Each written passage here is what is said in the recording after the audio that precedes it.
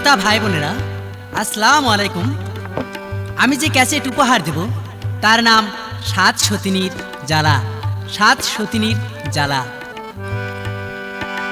বন্দে গাবো মোরা রূপ সনাতন, পহেলা বন্দনারে করি আল্লাহজির চরণ। বন্দে গাবো মোরা রূপ সনাতন, পহেলা বন্দনারে করি আল্লাহজির চরণ। ব্রাহ্মণনগরে ছিল বাদশাহ বেনাম। তার ধন দৌলত হীরা কাঞ্চন মানিক মুক্তা ঘর ভরা ছিল, তবে খোদা তারা দেয়নি একটি মাত্র সন্তান। তার চরিত্র ছিল সুন্দর নারী যদি দেখতে পায় তাকে ধরে এনে জোর করে ইজ্জত নেয়। তাই তার মহলের পাশে ছিল একটি গ্রাম, সেখানে ছিল দুঃখী একটি মদন। তার একটি বউ ছিল হেবি সুন্দরী, যেমনি চেহারা তেমনি কণ্ঠ তেমনি দৃশ্য তেমনি তার জাপানেওয়ালার এক্সারসাইজ বেল বটম। এক দিবসে মদন এখন নার্গিসকে বলেছে, শোন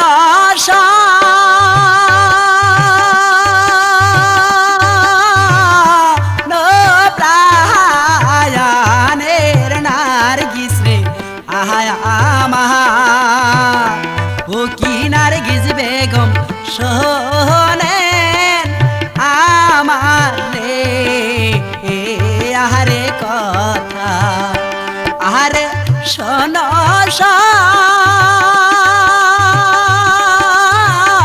শোনেন প্রায়ানের নার্গিস রে বেগম ও কি নার্গিস বেগম শোনেন আমার রে আরে কথা।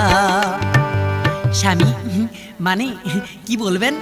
ও হে নার্গিস, আমি বাজারে যাব, আমাকে খেতে দাও। স্বামী খেতে দেব তার আগে একটি কথা। কি কথা? তোমার মোজদারি অনেক বড় হয়ে গেছে, বাজারে যে সেটে নিয়ে আসবে। বেশ নার্গিস, তাহলে 10টা টাকা দাও। এদিকে 10টা টাকা নিয়ে মদন আস্তে আস্তে যাচ্ছে, খেয়াল করে দেখে একটি লাপিত। এই লাপিত, আমার দাড়ি মুছটা সেভ করে দিতে হবে। আমি পারবো না, কারণ কারণ বেনাম বাদশার দাড়ি মুছ ছাড়া আমি কাহারও দাড়ি মুছ সেভ করে দিই না। আরে লাপিত, বলতো বেনাম বাদশাহ তোকে মাসে কত টাকা দেয়? আমাকে 1500 টাকা দেয়, তোকে 2000 টাকা দেওয়া হবে। চল আমার বাড়িতে, যে আমার দাড়ি মুছটা সেভ করে দে। তাই মদনের বাড়িতে টুলে বসে দাড়ি মুছে কেবল ঘুর চালাবে, এমন টাইমই নার্গিস বেগম ঘর থেকে রান্নাঘরে যাচ্ছে। নার্গিসের চেহারা দেখে বলছে, ওরে ডাকাতি, এই পাগলার বউ জাপানেওয়ালার কি এক্সারসাইজ। যাকে এই মুহূর্তে আমি চলে যাবো সেই বেনাম বাদশার কাছে, এই শুভ খবরটা আমি তার কাছে পৌঁছাবো। তাই তার মুখ ছেপ করে ফট করে চলে গেছে বেনাম বাদশার কাছে সেই লাপিত, দুষ্ট লাপিত। আল্লাহ গো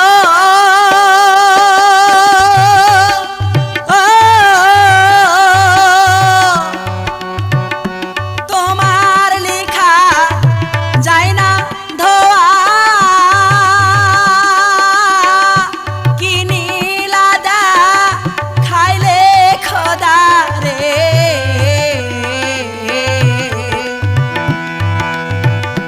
দুঃখ আইলো মদনের কপালে, কপাল জুরিয়া রে। হাই গো খোদা এতই রে জ্বালা কপালে। এদিকে লাপিত যে বলছে, হুজুর আসসালামু আলাইকুম। ওয়ালাইকুম সালাম। বলো লাপিত, কি খবর? মানে এই শুভ খবর। কেমন শুভ খবর? আপনার যে ওই যে মদন আছে, তার একটি বউ আছে, হেবি চমৎকার। মানে হ্যাঁ, তার যেমনি কণ্ঠ তেমনি দৃশ্য তেমনি তার চেহারা। ওহ, তাহলে তো তাকে আমার দেখতে হয়। হে উজির সাহেব, এই মুহূর্তেই আমি যাব সেই মদনের বাড়ি। তাই মদনের বাড়ি বেঈমান বেনাম বাদশাহ যাচ্ছে তার বউকে দেখতে। যে বলছে, ও হে মদন, তুমি বাড়ি আছো? হ্যাঁ হুজুর, আমি তো বাড়ি আছি। বলেন হুজুর, কেন আমার এই গরিবের আস্তানায় আসলেন? মানে তোমার বাড়িঘরটা দেখতে আসলাম, আর তুমি কি হালে আসো না আসো তাই তোমার হাল হকিকত দেখতে আসলাম। হুজুর তাহলে আমি কোথায় যেন বসতে দেব? আরে বসার কি আছে, মানে তোমার যে বউ আছে, তোমার বউয়ের হাতের এক কাপ চা খেয়ে আমি চলে যাব। বেশ, এই মুহূর্তে আমি যাচ্ছি। নার্গিস, নার্গিস, মানে বেনাম বাদশা আসছে আমাদের গরিবের ঘরে, এক কাপ চা তোমার হাতের খাবে। স্বামী আমি পারবো না, কারণ কারণ তোমার ছাড়া আমি কাউকে চা দেবো না। আরে সি, আমার মান সম্মান সব চলে যাবে, দাও না এক কাপ চা। না স্বামী, তুমি জানো না সেই বেনাম বাদশার চরিত্রের কথা, কারণ কারণ সুন্দরী নারী দেখলে কিছুতেই তাকে ছাড়ে না। আমি তার কাছে আমি যাব না, আমার রূপ দর্শন করাবো না। এমন টাইম হচ্ছে, বেদব, আমি তোমার স্বামী আদেশ করছি, যাও এক কাপ চা নিয়ে। তাই স্বামীর কথা মতো সেই নার্গিস বেগম এক কাপ চা নিয়ে যাচ্ছে। বাদশাহ দেখা মাথা গোল হয়ে গেছে। ওরে ডাকাতি, চমৎকার চেহারা, আকাশের চাঁদ নেমে আসলো, কি সুন্দরী চেহারা, একবারে পরি বরাবর। এই মুহূর্তে আমি চলে যাব। তাই চা খেয়ে বাদশাহ চলে গেছে। এমন টাইম হচ্ছে, হুজুর সাহেব কোথায় সে লাপিত? হুজুর এই তো আমি। বলো তো লাপিত, মদনকে কি করে মারা যায়? দুঃখ আইলো মদনের কপালে, কপাল জুরিয়া, ওরে কেমনে মারবে মদন কেরে? বাদশা চিন্তা এইবার করে কি বেঈমান, বেনাম বাদশা এইবার চিন্তা করে বসে রে। হে লাপিত, বলো কেমন করে তাকে মারা যায়? হুজুর এই বুদ্ধি আমার ব্রেনে আছে। কেমন বুদ্ধি? তাহাকে ছলনা করে পাঠিয়ে দেওয়া হোক রাক্ষস সেই কনৌজপুরের দেশে, চলে যাবে আর জীবনে ঘুরে আসবে না। তার বউকে আপনি আপন করে নেবেন। বেশ, গুড নাইট খুঁটিনাটি ওয়ান মাই ভেরি। এই মুহূর্তে আমি সেই কাজটাই করব। উজির সাহেব যাও, এই মুহূর্তেই মদনকে ধরে নিয়ে আসো। তাই উজির যা বলছে, ও হে মদন, বাড়ি আছো? বেনাম বাদশা তোমাকে স্মরণ করেছে। কি বেনাম বাদশা আমাকে স্মরণ করেছে? নার্গিস, নার্গিস, আমি এই মুহূর্তে মহলে যাচ্ছি, কারণ স্বামী আর তো কোনো দিন তোমাকে এমনভাবে ডাকিনি। কেন তোমাকে স্মরণ করলো? আমি বুঝতে পেরেছি আমার রূপ দেখে পাগল হয়ে গেছে বেঈমান বেনাম বাদশা। স্বামী গো, কি যেন ঘটাবে আমাদের, তুমি আমাকে দোয়া করো, আমি যাই। এদিকে এখন মদন আস্তে আস্তে মহলে যাচ্ছে। আল্লাহ গো,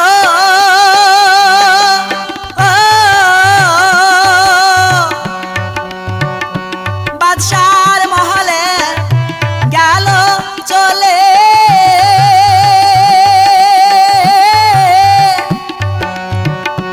মদন গেল মহলেতে রে।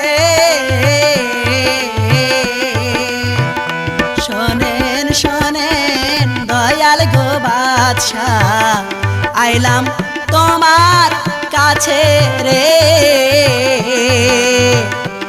এতই জ্বালা লেগছে রে খোদা কপালে।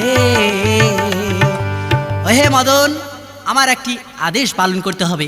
হুজুর, আমি গরিব দুঃখী মানুষ, কি আদেশ পালন করব? মানে আমার বৃদ্ধ একটি মা আছে, সে বড় শখ করেছে কনৌজপুরের ধানের খই খাবে, তাই কনৌজপুরের ধানটা এনে দিতে হবে আমাকে। হুজুর, সে তো রাক্ষসীর দেশ, আমি কেমন করে যাব বলো? আর কেমন করে ঘুরে আসবো আমার নার্গিসের কাছে? ওহে মদন, তুমি যদি না যাও তাহলে তোমাকে বলি দেওয়া হবে। হুজুর, তাহলে এই মুহূর্তে আমি নার্গিসের কাছে যাব। নার্গিস যদি অর্ডার দেয় তাহলে আমি কনৌজপুরের দেশে কেন, মরণের ঠিকানায় আমি চলে যেতে পারবো। যাও তোমার সেই নার্গিসের কাছে। এদিকে নার্গিসের কাছে যা বলছে, ওরে নার্গিস, কান্দে কান্দে প্রাণের মদন রে, নার্গিসের গলা ধইরা, ওরে বিদায় দায়ান গো প্রাণের নার্গিস রে, যাব জন্মের মতো ছাই রাখি দারুণ নার্গিস রে, যাইব জন্মের মতো ছাইরা রে। স্বামী, কি হয়েছে তোমার, এমন কথা বলছো কেন? ওরে নার্গিস, বাদশা আমাকে ডেকে নিয়ে যা বললো কনৌজপুরের ধান এনে দিতে হবে। স্বামী গো, সে তো রাক্ষসের দেশ, তুমি কেমন করে যাবে? আমি বুঝতে পেরেছি বাদশার ছলনা, রাক্ষসের দেশে পাঠিয়ে দে তোমাকে শেষ করবে আর আমাকে তুলে নেবে তার ঘরে। স্বামী গো, তুমি একটি কাজ করো, আমার বুদ্ধি যদি শোনো তাহলে তোমার মরণ হবে না। কি বুদ্ধি বলো? তুমি চলে যাবে সেই কনস্পুরের দেশে, কিন্তু 3টা কথা পালন করতে হবে। কি 3টা কথা? বিপদ আপদে যদি পড়ে যাও তাহলে 3টা কথা পালন করতে হবে। দেখাশোনা বসিও, দেখাশোনা খাইও, জাগিল ঘর না হয় চুরি। বেশ নার্গিস, আমি তাই করব। আবার বলেছি আরেকটি শর্ত আছে। বাদশাকে তুমি যে বলো আমি যেতে পারবো সেই কনস্পুরের দেশে, কিন্তু 2টি শর্তে। 1 গ্রাম কেরোসিনের তেলের দরকার আর 1 মণ ওজনের পাটের কাছির দরকার, তাহলে যেতে পারবো সেই কনস্পুরের দেশে। বেশ নার্গিস, এই মুহূর্তে যে আমি বলবো। শোনেন শোনেন প্রাণের বাদশাহ, বলি যে তো মাহারে প্রাণের বাদশাহ গো। যাইব যাইব কনস্পুরে, শোনেন আমার কথা প্রাণের বাদশাহ গো। বলো মদন, তোমার কি কথা? হুজুর, আমি যেতে পারবো, তবে 2টি শর্তে। কি শর্তে? 1 গ্রাম কেরোসিনের তেলের দরকার আর 1 মণ ওজনের পাটের কাছির দরকার। রাজার কাম তাজা সঙ্গে সঙ্গে দিয়েছে, নিয়ে এসে এখন বলেছে, ওই হে নার্গিস, এই নাও তোমার সেই পাটের কাছি, আর এই নাও তোমার সেই 1 গ্রাম কেরোসিনের তেল। এ দিয়ে কীভাবে আমার জীবন ভিক্ষা পাইলে বলো? স্বামী গো, এক কাজ করো, যে পাটের কাছি ডামের ভিতর ছেড়ে দাও। আচ্ছা দিলাম, আর 4 ইঞ্চি বার করে রাখো। আচ্ছা রাখলাম, এবার ম্যাচের টোকা দিয়ে আগুন ধরে দাও। আগুন ধরে দিয়েছে, বাতির মতো টিপ টিপ করে জ্বলছে। এমন টাইম বলছে, ও হে নার্গিস, এই তো বাতির মতো জ্বলছে। হ্যাঁ স্বামী, তাই তো, আমি তোমার নিজের হাতে প্রদীপ জানিয়ে নিলাম। তুমি যাওয়ার পর থেকে প্রদীপের দিকে তাকাবো, যতদিন প্রদীপ জ্বলবে ততদিন জানবো আমার স্বামী বেঁচে আছে। যেদিন দেখবো প্রদীপ নেমে গেছে সেদিন জানবো আমার স্বামীও মারা গেছে, সেদিন আমার এই ঘরে কবর হয়ে যাবে। তবুও কাউকে আমি ইজ্জত দেব না। বেশ তাহলে তুমি থাকো, এখন যাই। নার্গিস রে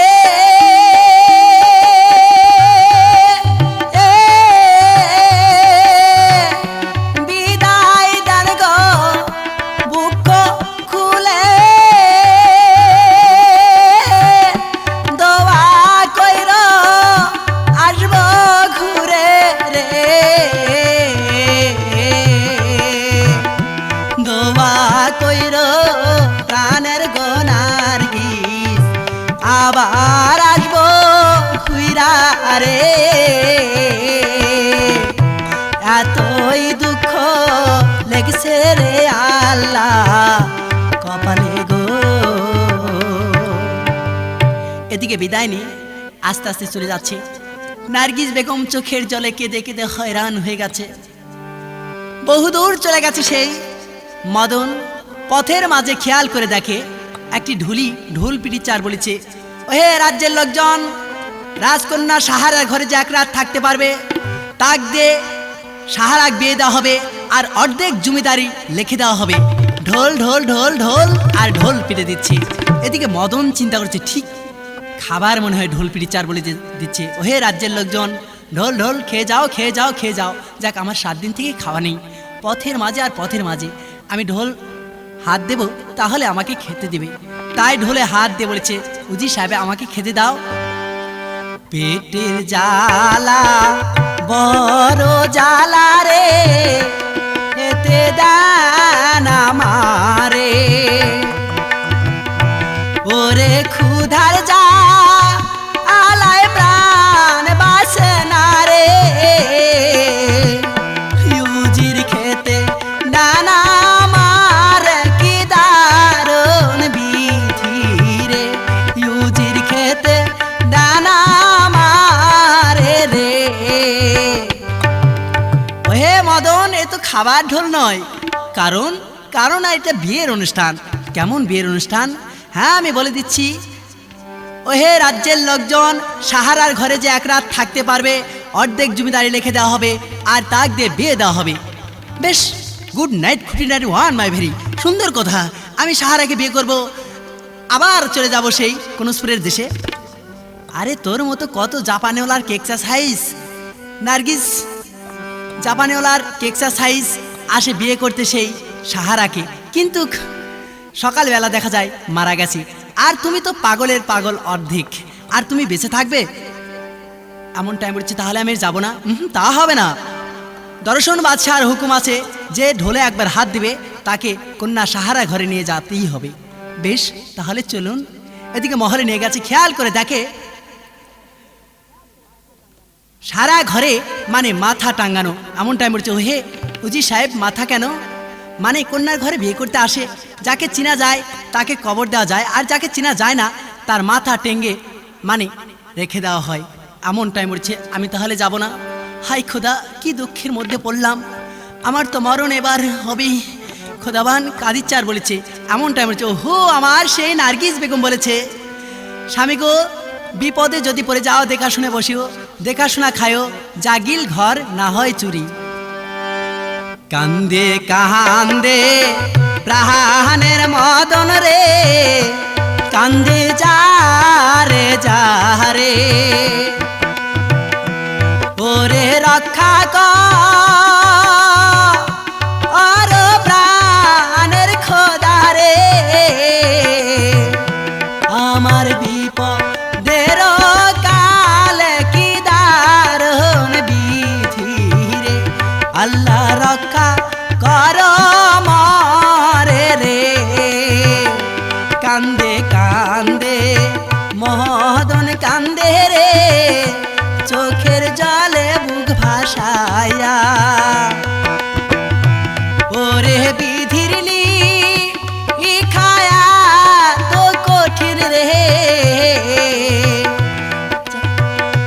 এইবার যাই না জলে ধোয়া কি দারুণ বিধি রে, এইবার যাই না জলে ধোয়া রে। যাক, আমার নার্গিস বেগম বলেছে, বিদেশে বিপাকে যদি পড়ে যাও দেখাশোনা বসিও, দেখাশোনা খায়ও, জাগিল ঘর না হয় চুরি। যাক, আমি দেখাশোনা বসিব, দেখাশোনা খাবো, জাগিল ঘর না হয় চুরি, আমি জেগে থাকবো। তাই কন্যা সাহারার ঘরে চলে গেছে, যে বলছে, যাক আমি তো 7 দিন থেকে পথে যাত্রা করেছি, শরীরটা আমার ক্লান্ত হয়ে গেছে, যাক আমি চেয়ারে বসবো। চেয়ারে বসবে এমন টাইম বলছে, হাই খোদাবান, আমার সেই নার্গিস বেগম বলেছে দেখাশোনা বসিও। যাক আমি দেখাশোনা বসবো। চেয়ারে একটা পান্না ছিল, পান্নাটা আলগা করে দেখে এমন মেশিন সেট করা আছে, বসার সঙ্গে সঙ্গে 5 চাকা কোথায় কাটিমাসা হয়ে যাবে তা দিস নেই। বলছে, রে কন্যা তুই এইভাবে মানুষকে মারিস, যাক আমি মাটিতে বসে থাকবো। তাই মাটিতে বসে চুপ করে বসে আছে। আল্লাহ গো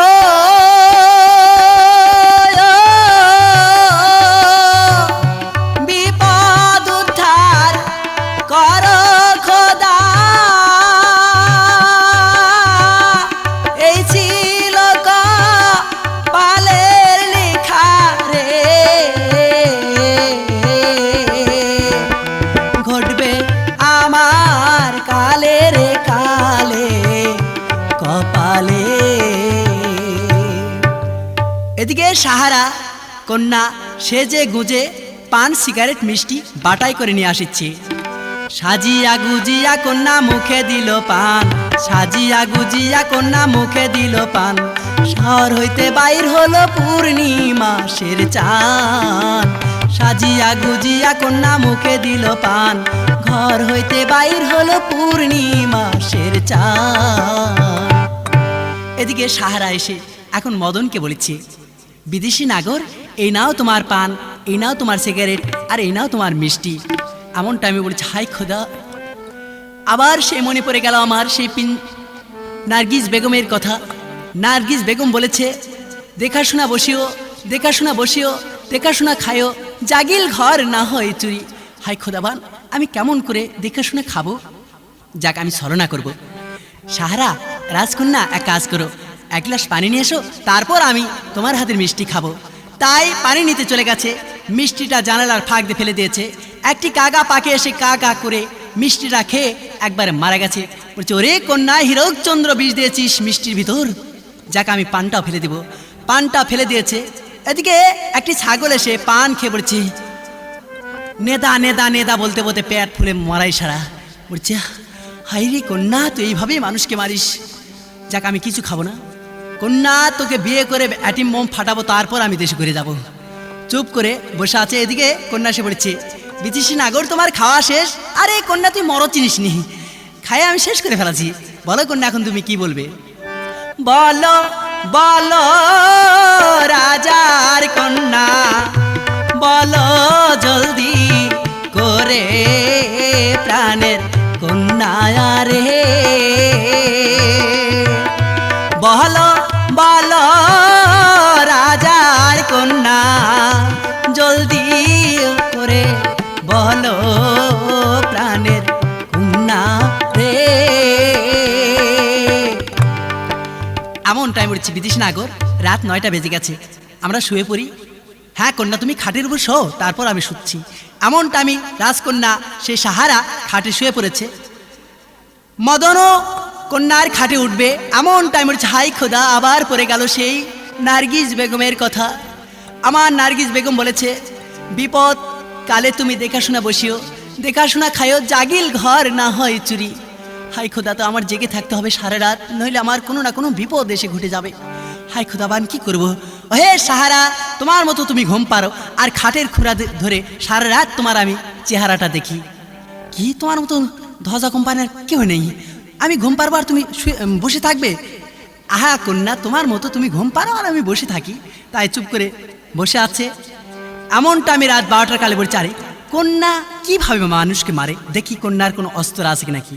শীতানি পোতানি খেয়াল করে দেখে হীরার ধার দুটি তরোয়াল, দেখে বলছে, রে কন্যা এই হীরার ধার তরোয়াল দিয়ে মানুষকে মারিস? তো নরম প্যাটে এই হীরার ধার তরোয়ালটা আমি চালাবো। কেবল মারবে এমন টাইম বলছে, দূর, কাল সকালবেলা তো আমার বউ হবে, আর আমি মারে কি করব? না, আমি চুপ করে বসে থাকবো। বসে আছে রাত 12টার কালে, কন্যা সাহারার নাকের ছিদ্রি দিয়ে দুটি অজাগর সাপ সবল ধরে দংশন করতে আসছে। আর একতলা বিশ্বনাগরে মুখে তুলে নিল,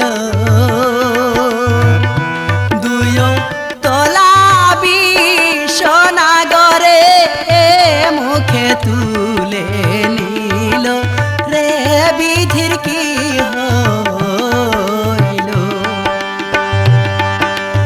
আর কাল নাগিনী কাল সাপিনী রে, কোন কর্ম করিল?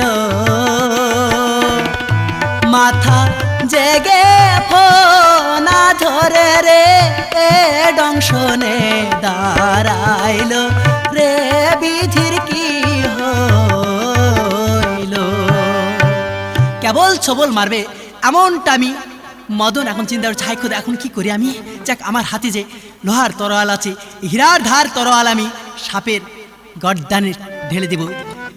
চোট মেরে দিয়েছে, কুচি কুচি করে কেটে রুমালে বেঁধে সর্পকে চকির তলায় ফেলে দিয়েছে। কন্যা ঘুম পাড়িচ্ছে, বলছে, যাক, আমার সেই নার্গিস বেগম বলেছে, দেখাশোনা বসিও, দেখাশোনা খাইও, জাগিল ঘর না হয় চুরি। আমার 3টা কথা পালন করা শেষ, এইবার আমি কন্যার খাটে শুয়ে পড়ি। তাই কন্যার খাটে লাফ দিয়ে উঠে 4-5টা ঠ্যাং কন্যার মানে গায়ে তুলে দিয়ে চূড়ান্ত হারে ঘুম পাড়িচ্ছে সেই মদন। ও প্রাণের মদন রে, ও প্রাণের মদন রে, ঘুম পারে সারা রাতে খাটে শুইয়া রে, প্রাণের মদন রে, ও প্রাণের মদন রে, ঘুম পারে সারা রাতে খাটে শুইয়া রে। ঘুম পাড়ছে। এদিকে দর্শন বাদশার হুকুম ছিল মরা যত ফেলে দেওয়ার জন্য 2টি ভাইয়ের চাকরি দিয়েছে। 2টি ভাইয়ের নাম হরিকান্ত আর নামকান্ত। হরিকান্ত এখন নামকান্ত বলেছে, ওরে দাদা হরিকান্ত, কিরে দাদা নামকান্ত, আরে চল না সাহারার ঘরে যে আমরা মরাটা ফেলে দিয়ে আসা হোক, আজ মনে হয় কোন শালা আসছে মরে ভূত হয়ে গেছে, চল আমরা ফেলে দিয়ে আসি। এমন টাইমে চলো যাই। এদিকে এসে দেখে দরজা বন্ধ করা। এখন নামকান্ত বলছে, দাদা হরিকান্ত, প্রত্যেক দিনই দরজা বন্ধ খোলা, আজ কেন দরজা বন্ধ করা? মনে হয় কন্যাও মারা গেছে আর যে শালা আসছে সেও মারা গেছে, দরজা ভাঙ। জাম করার সঙ্গে সঙ্গে দরজা ভেঙে ওই ঝুলেই চলে গেছে সেই হরিকান্ত। যে দেখে মরা মানে মরা জল লেগে আছে, দাদা মরা বেকায়দা হয়ে আছে। ব্যাপার যাইবার দেখা দেখ। পরে যে এখন নিঃশ্বাস পরীক্ষা করেছে মদনী, নাকে কান লেগে দিয়েছে কিন্তু নিঃশ্বাস ভিতরে টেনে নিয়েছে, তা ছেড়ে দিবে তার আগেই মানে কানটা টেনে বলেছে, দাদা কত শালা মারা গেল, আর এই পাগল বেঁচে থাকে, এ আগাহাটে মারা গেছে, তাহলে এক কাজ কর, ওকে কাঁধে তোল। এদিকে মদনের 7 দিনের পথের ক্লান্ত শরীর ঘুমে একেবারে বেভুর হয়ে গেছে। বলছে ব্যাপার কি, আমাকে কাঁধে তুলে কেড়ে, ও মনে হয় আজকে আমার বিয়া, তাই আমার শালা সম্বন্ধে মনে হয় আর কি ফাজলামো করেছে, মানে কাঁধে তুলে এপারা সেপারে নিয়ে ঘুরে বেড়াবে। যাক, আমি ঘুম ভাঙলে হয়তো মান ভেঙে যাবে, আমি ঘুম ভাঙবো না, এরা এপারা সেপারে নিয়ে যাক। কাঁধে তুলে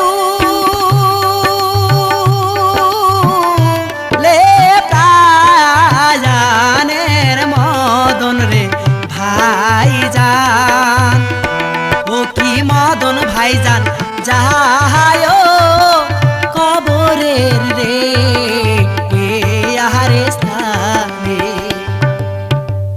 এদিকে কবরের স্থানে নিয়ে গেছে। বাদশার হুকুম ছিল যেই কেন লোক মরে যাক না কেন, হাজার হাজার প্রজাগণ এসে জামাতে সামিল হয়ে যেন কবর দেওয়া হয়। তাই ওই দেশের প্রজাগণ সবাই এসে জামাতে সামিল হয়ে কবর দিচ্ছে সেই মদনকে। মদনও আস্তে আস্তে কবরের ভিতরে ঢুকে গেছে। এখন মদন বলছে ব্যাপার কি রে, আমাকে নিচাতে নামায়, ব্যাপার কি? ও মনে হয় এটা মানে একটু নিচা জায়গা, তাই কবরে শুয়ে থুয়ে খাড়াল টাড়াল দিয়ে সবাই 3 মুঠ করে মাটি দিচ্ছে। এদিকে বানেশ্বর নামের একটি প্রজা, সে এখন বলছে আরে কোন শালা বেয়াকুব বাদশাহ কন্যাক নিয়ে একটা নীলা খেলা শুরু করে দিয়েছে। প্রত্যেক রাত্রে একটা লোক মারা যাবে, আর আমরা সবাই প্রজারা এসে প্রত্যেক দিনে মাটি দেব, আমাদের হাতের চামড়া উঠে গেল, আর কত আমরা 3 মুঠ করে মাটি দেব। যাক, এই বদমাইশেরা আসি বা কেন, এরা জানে যে কন্যার কাছে গেলে আমার মানে মরণ হবে, কেন এরা আসে?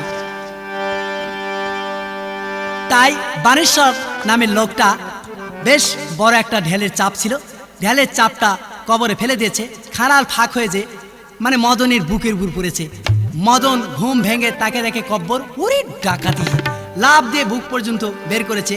যত লোকজন জামাতে সামিল ছিল তারা বলছে এই শাহ দৌড়াও, মরা ভূত হয়েছে, দৌড়াও, সবাই পালাচ্ছে। এদিকে এখন মদন বলছে রে কন্যা, বিয়ে করার ভয়ে আজ আমার কবরে এগুলি মিস নাই, তোমাকে আমি বিয়ে করে অ্যাটিম বোম ফাটাবই। আস্তে আস্তে মদন তখন রে যায় কন্যার ঘরে, ওরে ওঠো ওঠো প্রাণের কন্যা রে, সারা একবার কথা বলো কি দারুণ বিধি রে, সারা একবার কথা বলো রে। ওহে সাহারা, একবার চোখ মেলে দেখো, আমি সেই মদন। কন্যা চাতন হয়ে দেখে মদন বেঁচে আছি। ওরে বিদেশি নাগর, তুমি বেঁচে আছো? হ্যাঁ কন্যা, আমি তো বেঁচে আছি। বেশ, তুমি এখানে থাকো, তোমার সঙ্গে আমার বিয়ে হবে। এই মুহূর্তে আমি বাবার কাছে যাব। তাই ওর বাবার কাছে বলছি আব্বা জান, আব্বা আমার আজকে বিয়ে হবে। বাহ, তোমার মুখে হাসি আজ। হ্যাঁ আব্বা জান, আজ যে লোকটাই আমার ঘরে ছিল তার সঙ্গে আমার বিয়ে হবে। তাই মৌলভী সাহেব এসে বিয়ে পড়াচ্ছে। মৌলভী সাহেবের নাম কলিমদ্দি। কলিমদ্দি সাহেব বিয়ে পড়াচ্ছি। মা সাহারা, মদন তোমাকে বিয়ে করবে, তুমি কি কবুল? হ্যাঁ আলহামদুলিল্লাহ কবুল। কবুল করা শেষ। এদিকে এখন মদনের কাছে যা বলছে বাবা মদন, সাহারা তোমাকে স্বামী বলে স্বীকার করেছে, তুমি কি বউ বলে স্বীকার করো? হ্যাঁ, ভাত কাপড় চুপড় যত খাবে কাবলা কাবলা দেওয়া হবে, যাও। কবুল করা শেষ।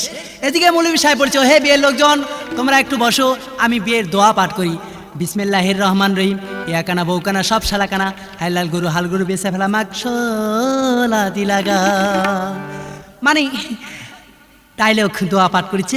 এমনটা আমি সলিমদ্দি নামের একটি মৌলভী সাহেব ওই বাদশার মহলের পার্শ্বে দিয়েই যাচ্ছে, আর বলছে ওরি ডাকাতি, কলিমদ্দি সাহারার বিয়ে পড়ালো, কি দিয়ে ভাত খালো একটু জানা যাক।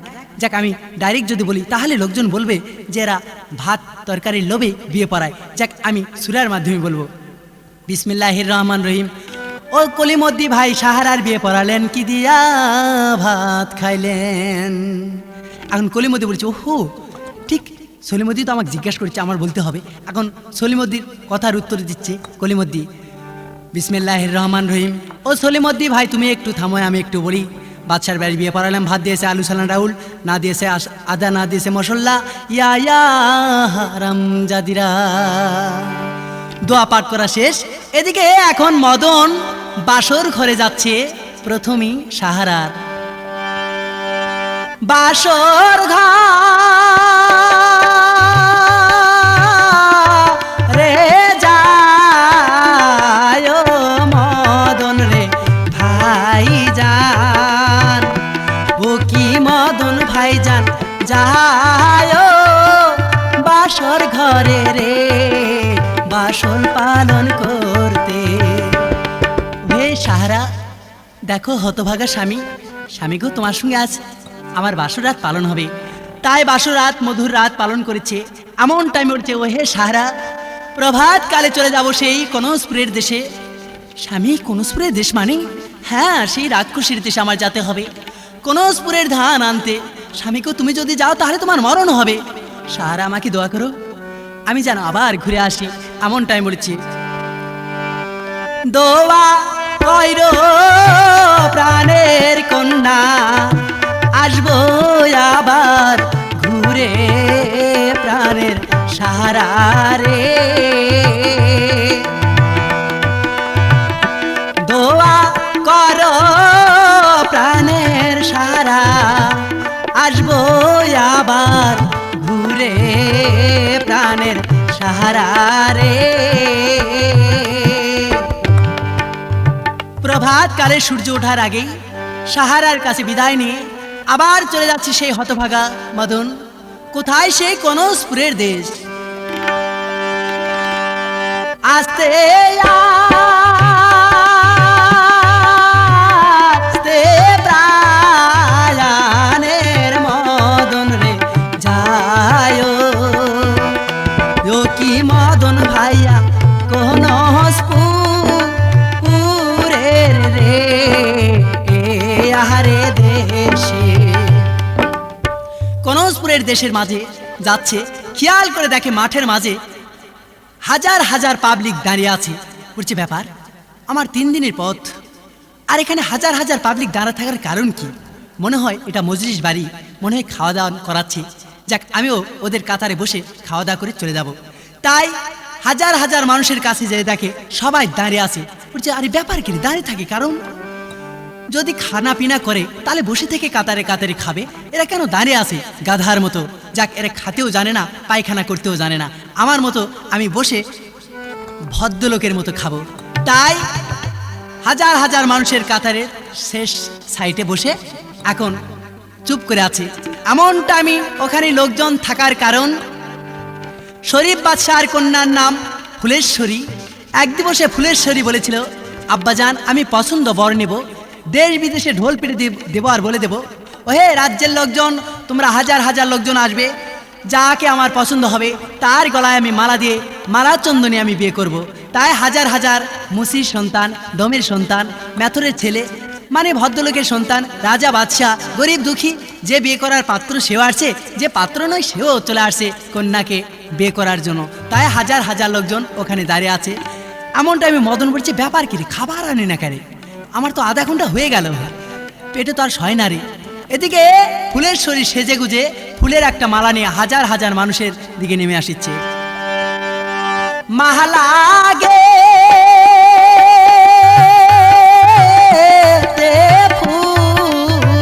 ফুলের শরীরে তখন আসে নিচের তালা মানুষের মাঝে রে, গলাতে পহরাতে। এখন ফুলেশ্বরী মালাটা নিয়ে প্রথম কাতারে এসে দেখে একটি মণ্ডলের সন্তান, মানে চূড়ান্ত মাস্তান, চুলের ঝাঁকি সবসময় দিতেছে।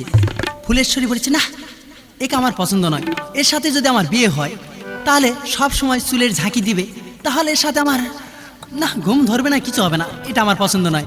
আস্তে আস্তে পাস করে আরেকজনের কাছে গিয়েছে, সে আবার মাতব্বরের সন্তান, মানে হ্যাবি মশান, চোখগুলি বড় বড়, চোখের ভঙ্গিমা দেখাচ্ছে। কাছে যে এখন ফুলেশ্বরী বলছে, দূর, এটা মনে হয় গরুর দালাল, তাছাড়া এত বড় চোখ হবে কেন? চোখের মধ্যে মনে হয় দুনিয়া যাবে, না, এটা আমার পছন্দ নয়। ওকে ছেড়ে আবার আরেকজনের কাছে যাচ্ছে, সে আবার মেথরের সন্তান, সে মানে ঘাটটা খাটো করে আছে, যাতে মালা না দিতে কষ্ট হয়, তাই কুঁজোর মতো হয়ে আছে। এখন ফুলেশ্বরী দেখে বলছে, না এটা মনে হয় কুঁজো, এর সাথে যদি বিয়ে হয়, শুয়ে থাকলে এর পিঠ একদিকে, বুক একদিকে, ঠ্যাং একদিকে, এর সঙ্গে আমার কাজ হবে না। যাকে দেখে তাকেই পছন্দ করে না, চলে যায়। এদিকে শরমে সমস্ত লোকজন চলে গেছে। লাশ কাটারে সে বসে আছে সেই মদন, তার কাছে যে দেখে একটা পাগল বসে আছে, দূর এটা তো পাগল, তারই গলায় আস্তে আস্তে মালা নিয়ে যাচ্ছে।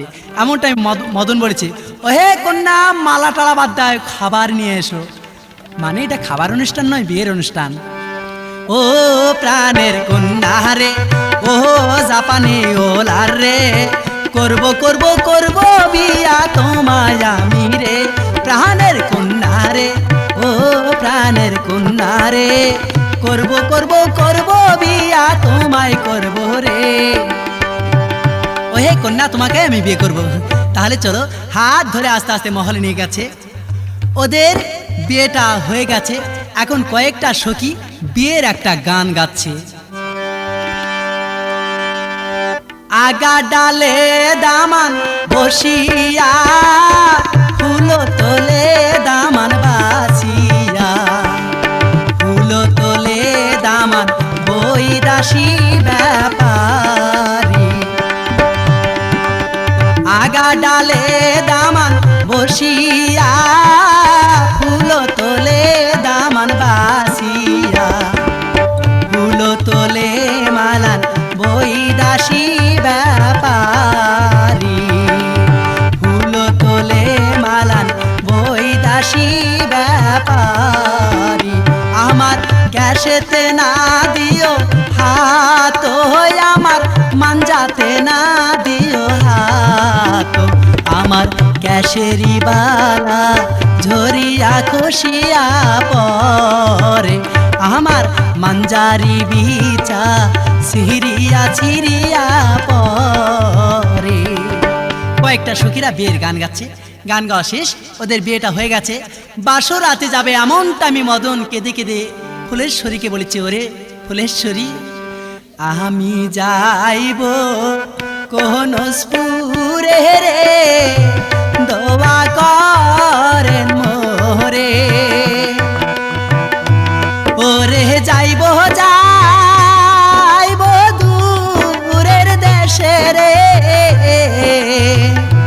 তুমি দোয়া করো মোরে কি দারুণ বিধি রে, এবার দোয়া করেন মোরে রে। স্বামী গো, তাহলে তোমার সাথে কবে দেখা হবে? ও হে ফুলেশ্বরী, কবে যে দেখা হবে তা বলতে পারবো না। আমি যাব সেই কনসপুরের দেশে, কনসপুরের ধান নিয়ে ফিরার পথে তোমার হাত ধরে আমার আপন দেশে আমি নিয়ে যাব। তাই বিদায় নিয়ে প্রভাতকালে চলে যাচ্ছে সেই কনসপুরের দেশে। মনের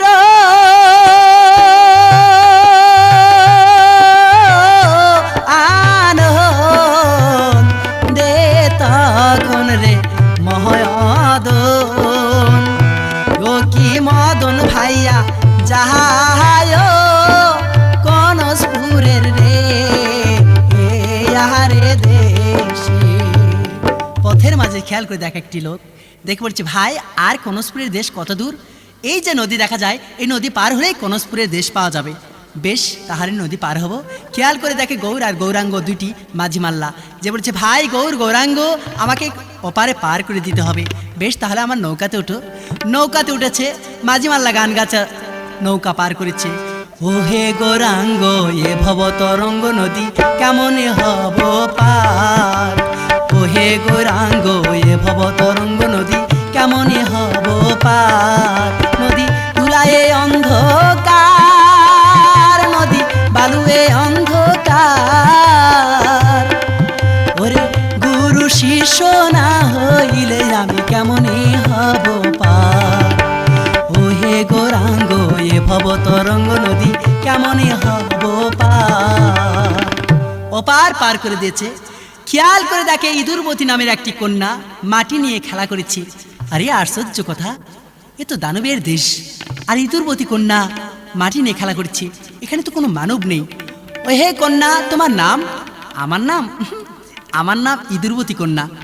আহ, কি বিশ্রী তোমার নাম, ইঁদুরবতী কন্যা। কেন তোমার নাম ইঁদুরবতী কন্যা? এমনটাই বলছি। আমি এখানে থাকার কারণ আর বিশ্রী নাম হওয়ার কারণ, যে মানব সন্তান এই কনস্পুরের দেশে আসে তাকে আমি দুহাত দিয়ে বাধা দিই, তোমরা এসো না কনস্পুরের দেশে, তাহলে রাক্ষসী খেয়ে ফেলাবে। এমনটাই বলছি। ও হে ইঁদুরবতী কন্যা, তাহলে তুমি আমার উপকার করতে পারবে। কেমন উপকার? মানে আমার কনস্পুরে ধান এনে দিতে হবে। হ্যাঁ, তুমি যদি ধান এনে দিতে পারো তাহলে আমি তোমাকে বিয়ে করব। তাই ইঁদুরবতী কন্যা বলেছে, তুমি তাহলে এই নদীর পাড়ে থাকো, আমি রাত 12টার কালে কনস্পুরের ধান এনে দেব। তাই তাপসী কন্যা ইঁদুরবতী কন্যা, পৃথিবীর যত ইঁদুর ছিল তার মা জননী ইঁদুরবতী কন্যা। তাই রাত 12টার কালে করুণ করে সমস্ত ইঁদুর জাতিদের ডাক দিচ্ছে, ইঁদুর রে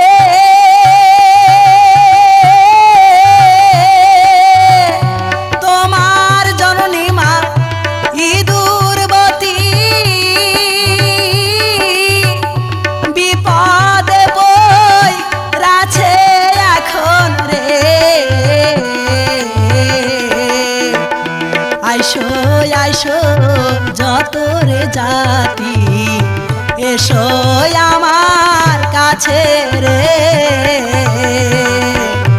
এসো এসো ইঁদুর রে জাতি, এসো রে। যত ইঁদুর ছিল মা জননীর ডাক পেয়ে এসে পড়েছে। মা গো মা, কিসের জন্য স্মরণ করলে? ও হে ইঁদুর জাতি, তোমরা এক কাজ করো, কনস্পুরের ধান 1,90,000 রাক্ষসে পহরা দিচ্ছে, সেখান থেকে তুমি ধান নিয়ে আসবে। তোমরা মাটি খুঁড়ে মাটির তল দিয়ে ধান নিয়ে চলে আসবে।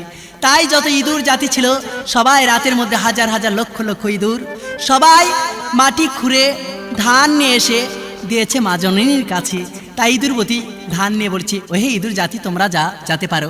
তাই সমস্ত যার মতো যে চলে গেছে। এমনটা আমি ধান নিয়ে সেই মদনের কাছে বলেছে, ও হে মদন, এই তো তোমার ধান, তুমি আমাকে বললে ধান এনে দিলে বিয়ে হবে, তাহলে বিয়েটা হয়ে যাক, তাহলে আমাদের চন্দ্র সাক্ষী করে বিয়েটা হোক। তাই চন্দ্র সাক্ষী করে মদনের আর ইঁদুরবতীর বিয়ে হচ্ছে। সাক্ষী থাইকো চন্দ্র সূর্য, হইল বিয়া সাগর পারে গো। ভালোবাসি তারে রে আমি মন প্রাণ দিয়া রে। সাগরের জল সাক্ষী রে থাইকো এখনো। তাই ওদের বিয়েটা হয়ে গেছে। ইঁদুরবতী কন্যার হাত ধরে আস্তে আস্তে নৌকা পার হয়ে ইঁদুরবতী কন্যাকে নিয়ে আসছে সেই ফুলেশ্বরীর ঘরে এসে ডাক দিচ্ছে, ও হে ফুলেশ্বরী, আমি সেই মদন এসেছি, দরজা খুলেছে দেখো। ফুলেশ্বরীর হাত ধরে আস্তে আস্তে নিয়ে যাচ্ছে সেই সাহারার ঘরে। সাহারার ঘরে যা ডাক দিচ্ছে, দরজা খোলো প্রাণের সাহারে, দরজা খুলে দায়ানো রে। হায় গো প্রাণের সাহারা রে, তোমার আমি আইলাম স্বামী রে, আবারও ঘুরিয়া রে। হায় রে প্রাণের স্বামী রে। দরজা খুলে বলেছি, স্বামী গো তুমি বেঁচে আছো? হ্যাঁ সাহারা, আমি বেঁচে আছি। স্বামী গো, এই দুটি মেয়ে কে?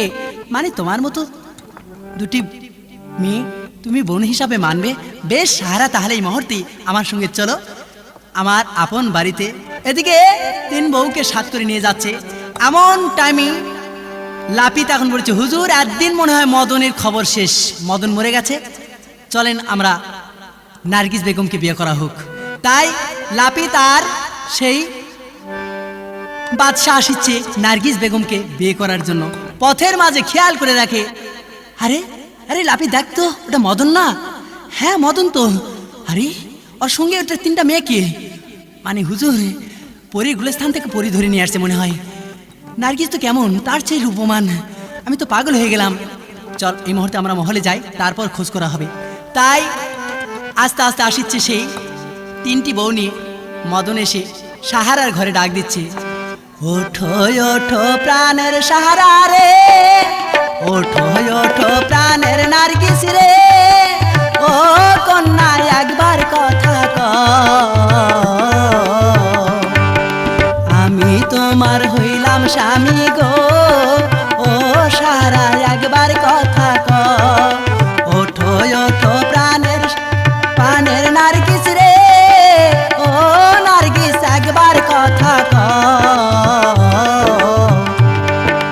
তোমার আমি হইলাম স্বামী গো, ও নার্গিস একবার কথা ওরে নার্গিস বেগম, একবার উঠে দেখো, আমি সেই মদন আবার তোমার কাছে ঘুরে আসছি। ওঠো নার্গিস। কিন্তু নার্গিস উঠতেছে না, আবার ডাক দিচ্ছে আর কাঁদিচ্ছে। দরজা খোলো প্রাণের নার্গিস রে, দরজা খুলে দানো রে, হায় গো প্রাণের নার্গিস রে, আমি তোমার ময়াদন স্বামী রে, দরজা খুলে দানো রে, হায় গো প্রাণের নার্গিস রে। নার্গিস এখন উঠে বলছে, স্বামী গো তুমি কেমন আছো? ওহে নার্গিস, তোমার কথা মনে হলে বুক ফেটে যায়। দেখো নার্গিস, আবার তোমার কাছে আমি ঘুরে আসছি। হ্যাঁ স্বামী গো, এতগুলি মেয়ে কে? ওহে নার্গিস, তোমার বিনা অনুমতিতে আমি এসব বিয়ে করেছি। স্বামী গো, তুমি কি কাজ করেছো? হ্যাঁ নার্গিস বেগম, আমাকে মাফ করে দাও, আমি বিপদে বিপদে বিয়ে করেছি, আমাকে ক্ষমা করে দাও। তাই বলছে, স্বামী গো, আজ থেকে আমরা কয়েকজন একই নিজের বোনের মতো হয়ে থাকবো। যাও স্বামী, সেই কনসপুরের ধানটা দিয়ে এসো। এদিকে কনসপুরের ধান দিতে যাচ্ছে মদন। ও মদন ভাই জান রে, মাথায় লইয়া ধান তখন যায় মহলে গো, প্রাণের মদন রে, মাথায় লইয়া ধান তখন যায় মহলে রে। হুজুর আসসালামু আলাইকুম। ওয়ালাইকুম সালাম। ওহে মদন, সত্যই তুমি বীর, ইন্টারন্যাশনাল বীর। আর একটা প্রশ্ন তোমাকে করব। হুজুর আবার কি যেন আমাকে বিপদে ফেলে দেবেন? মানে বিপদ আর কি, মানে আমি এমন একটি তোমাকে আদেশ করব, সে আদেশটা পালন করতেই হবে তোমার। কেমন আদেশ? আদেশ মানে আমার যে 12 গোলা ধান আর সরষা আছে, এই 12 গোলা ধান সরষা অমেটায় পড়ে গেছে, সেইগুলি আমাকে তুলে দিতে হবে। মাঠে খালে বিলে পড়ে গেছে, সেইগুলি তুলে দিতে হবে। হুজুর, একটি সরষা মাটির থেকে একজন তুলতে পারে না, ফসকে পড়ে যায়। আর 12 গোলা সরষা আমি কেমন করে তুলে দেব? হুজুর আমি পারবো না। তাহলে তোমাকে বলে দেওয়া হবে। এমনটা আমি বাদশাহ চিন্তা করছি, সরষা 12 গোলা সরষা তুলে দিতে পারবে না, আমি ওকে বলে দিব। আর কয়েকটা বউ আমি লেখা করে সারা রাত যাপন করব। হুজুর আমি এইসব পারবো না। তাহলে তোমাকে বলে দেওয়া হবে। হুজুর তাহলে আমার নার্গিস বেগমের কাছে যে শুনি, যদি সে সরষা তুলে দিতে পারে। যাও তোমার সেই নার্গিস বেগমের কাছে। নার্গিস বেগমের কাছে এসে বলেছে, ওরে নার্গিস, আহাবার মোদে কপাল ভাঙলো রে, এই না দেশে থেকে, ওরে এ দেশে এ আর থাকবো না করে,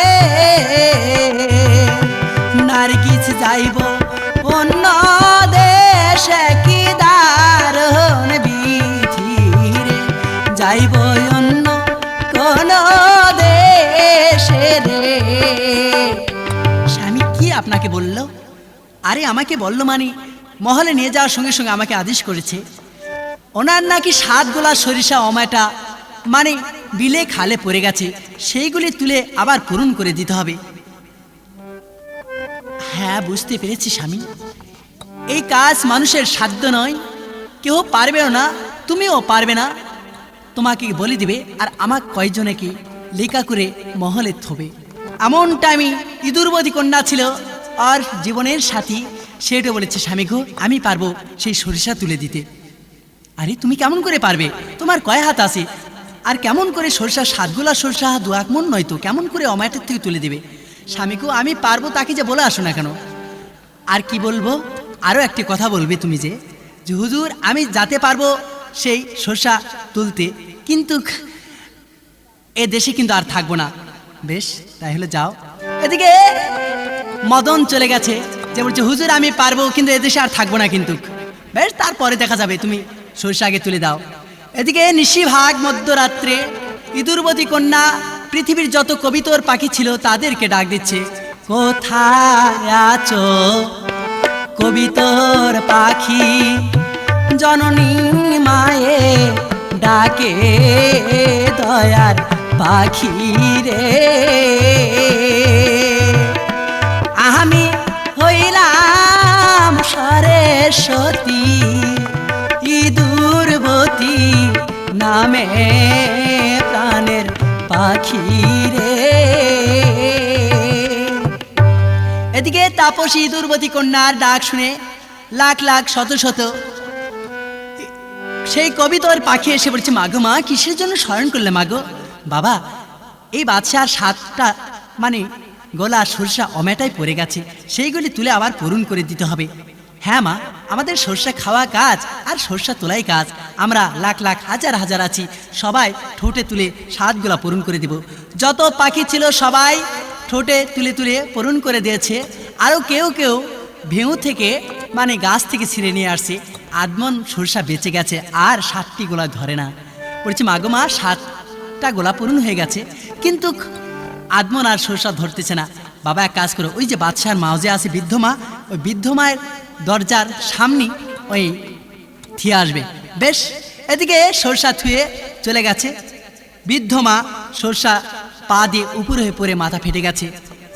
এমন টাইম উঠছে, ওরে ডাকাতি 7 গোলা পূরণ করে দিয়েছে, এ তো মানুষের কার্য নয়, এই মদন তো দেবতা।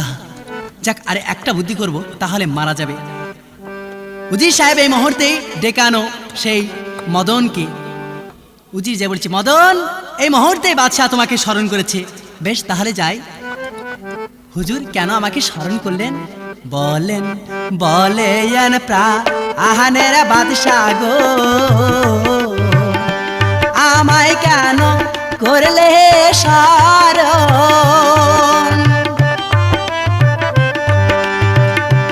আর কত কাল দুঃখ দেবে, আর কত কাল দুঃখ দেবে, দয়াল বাদশাহ মোর পায়ালে রে দারুণ বিধি।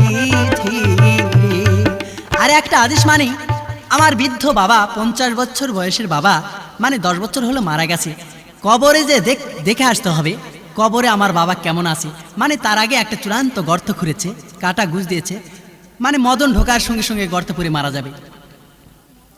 হুজুর এইসব কাজ তো আমি পারবো না, আপনার বাবা 10 বছর হলো মারা গেছে, কবরে কেমন আছে আমি কেমন করে দেখে আসবো? এদিকে বলছে, তাহলে আমার সেই নার্গিসের কাছে শুনবো। যাও তোমার সেই নার্গিসের কাছে। ওরে নার্গিস, আর আমার মরণের বাঁচাতে পারবে না। কেমন কেমন তোমার মরণ? বাদশা আমাকে বলল ওর বাবা নাকি 10 বছর আগে মারা গেছে, ওর বাবার কবরে ওর বাবাকে দেখে আসতে হবে। এইগুলি সমস্ত বুদ্ধি লাপিতের। এমনটা আমি বলেছে, বেশ ইঁদুরবতী বলেছে, স্বামী আমি পারবো সেই তোমাকে রক্ষা করতে। আমি বুঝতে পেরেছি তুমি যে কবরে ঢুকবে আর মারা যাবে, কিন্তু আমি এমন একটি পথ দেখাবো, সেই পথ দিয়ে তুমি চলে আসবে। বেশ এদিকে যত পৃথিবীর ইঁদুর ছিল সবাইকে ডেকে ওই গর্তের সামনাসামনি দিয়ে মদনের বাড়ি পর্যন্ত একটি মানুষ যাহাতে যাতায়াত করতে পারে তার একটি গর্ত খুঁড়ে নিয়ে আসছে। এদিকে মদন কবরে ঢোকার সঙ্গে সঙ্গে খেয়াল করে দেখে একটি গর্ত, বেঁকা গর্ত দিয়ে ডাইরেক্ট চলে আসছে আপন বাড়িতে। এমনটা আমি এখন বাদশাহ চিন্তা হচ্ছে, ঠিক মদন তো মারা গেছে, যাক এই মুহূর্তেই কয়টা বউকে আমি বিয়ে করতে যাব। আস্তে আস্তে আসিচ্ছে, খেয়াল করে দেখে মদনও যাচ্ছে তার কাছে। আরে লাপিত, মদন তো মারার কথা, আমার বাবার কবরে গর্ত পড়েছে, বাঁচলো কি করে? মদন আমার বাবার খবর। এইবার চালাক হয়ে গেছে মদন বলছে, হ্যাঁ তোমার বাবার খবর আছে। খবর দাড়িমুজ বড় হয়ে গেছে, একটা লাপিতকে পাঠিয়ে দিতে বলেছে, আর লোক কাটার জন্য আর দাড়িমুজ কাটার জন্য। এখন লাপিত বলেছে, এই তো আমার জীবন গেল। বাদশা বলছে, হে লাপিত, যাও সেই কবরের মাঝে। লাপিতের জীবন শেষ, মারা যাক। এদিকে এখন বলছে, ওরে সে আমার বাদশা আর দুঃখ আর কত দিবে? তোমার যদি শখ হয় আমার একটি বউকে নিতে পারো, আর কোনো কাজ আমাকে অর্ডার করবে না। এমন টাইম বলছে, যাক, কবর থেকে যে বাঁচতে পারে সে দেবতা, আর কোনো দিন আমি এমন কাজ করব না। তাই দয়াল বাদশা হয়ে গেছে, যে মাপ চাচ্ছে সেই মদনের কাছে। ক্ষমা কর মদন ভাই রে, আর করব না ভুলো প্রাণের মদন রে। ক্ষমা কর মদন ভাই রে, আর করব না ভুলো প্রাণের মদন রে। এদিকে কয়েকটি সতীন নিয়ে মদন আস্তে আস্তে সংসার চালাচ্ছে, কিন্তু কার ঘরে যাবে? ছোটজন বলে আমার ঘরে চলো, বড়জন বলে আমার ঘরে চলো, মেজজন হাত ধরে টানাটানি করে। এমন টাইম হচ্ছে, এই শোন, আমি 7 দিনের মধ্যে তোদের কাছে একে একে পালি ধরবো। তাই সবার কাছে একে একে দিনে দিনে যায়, সুখে শান্তিতে দিন কেটে যায়। শুধু শ্রোতা ভাই বোনেরা, মদনের কপালে সুখ নেমে আসে সেই ইঁদুরবতী কন্যার জন্যে। সে দুঃখী থেকে ধনী হয়ে গেছে, জমিদার হয়ে গেছে সেই মদন। কয়টি বউকে নিয়ে করে কর্মে খায়। শুধু শ্রোতা ভাই বোনেরা, আমি যে ক্যাসেট উপহার দিলাম তার নাম সেই সতিনীর সংসার, 7 সতিনীর সংসার।